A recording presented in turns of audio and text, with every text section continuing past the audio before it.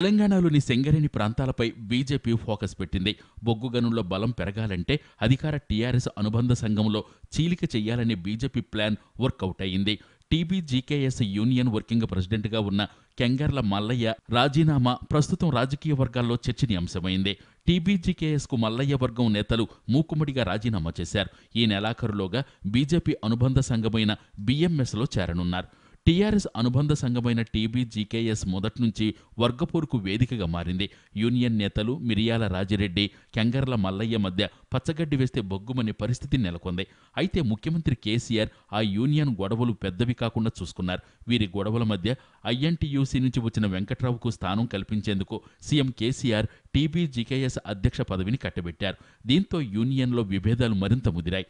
నిజానికి మొదట్నుంచి యూనియన్ పటిష్టానికి పాటుపడ్డ తనకు పదవి ఇవ్వాల్సిందే అని కెంగర్ల మల్లయ్య తీవ్రంగా ప్రయత్నం చేశారు. ఆయనకు పదవి ఖచ్చితంగా వస్తుందని అధిష్టానం కూడా లీకులిచ్చింది. కెంగర్ల మల్లయ్య ఎమ్మెల్యే బాల్కాసుమన్ ద్వారా తీవ్ర ప్రయత్నాలు చేశారు. అయినా ఫలితం లేకుండా పోయింది.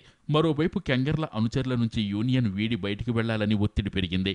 దీంతో కెంగర్ల బయటకు వెళ్లేందుకే నిర్ణయం తీసుకున్నారు. ఈ నేపథ్యంలో బాల్కాసుమన్ రంగంలోకి దిగారు. మంచిర్యాల గ్రంథాలయ సంస్థ చైర్మన్ రేణికుంట్ల ప్రవీణ్ను పంపించి కెంగర్ల మల్లయ్యను బుజ్జగించే ప్రయత్నం చేశారు. దీంతో ఆయన కొన్ని ప్రతిపాదనలు వాళ్ల ముందు పెట్టారు. అధిష్టానం ముందు పెట్టి ప్రతిపాదనలకు ఇచ్చిన గడువు ముగిసినా అక్కడి నుండి స్పందన రాలేదు.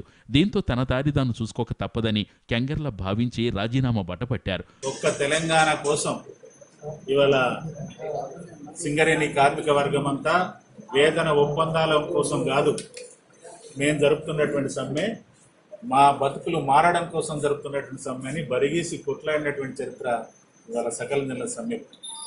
అటువంటి స్ఫూర్తిలో అంతర్భాగంగానే ఆ స్ఫూర్తిని కొనసాగించడంలో భాగంగానే ఈరోజు నేను బాధతోటి ఆవేదనతోటి ఇవాళ గుండెలో బాధున్నా గుడ్లల్లో నీళ్లు తిరుగుతున్న పురుడు పోసినటువంటి సంఘం నుంచి ఈరోజు పూర్తిగా వైదొలగడం జరుగుతున్నదని ఆ మేరకు ఇవాళ తెలంగాణ బొగ్గని కార్మిక సంఘం ఇవాళ గౌరవాధ్యక్షురాలుగా ఉన్నటువంటి కవిత గారికి రాజీనామా పంపించడం జరిగిందని కూడా ఈ సందర్భంగా తెలియజేస్తుంది.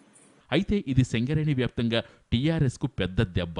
ఇప్పటికే పార్టీ విడిన మాజీ ఎంపీ వివేక్, కెంగర్ల మల్లయ్య ఇద్దరూ కలిసొచ్చే యూనియన్ ఎన్నికల్లో టీబీజీకేఎస్ను ఓడించాలని కంకణం కట్టుకున్నారు. మరి బీజేపీ ఆపరేషన్ ఆకర్ష్కు తెలంగాణ బొగ్గుగని కార్మిక సంఘం డేలా పడుతుందా?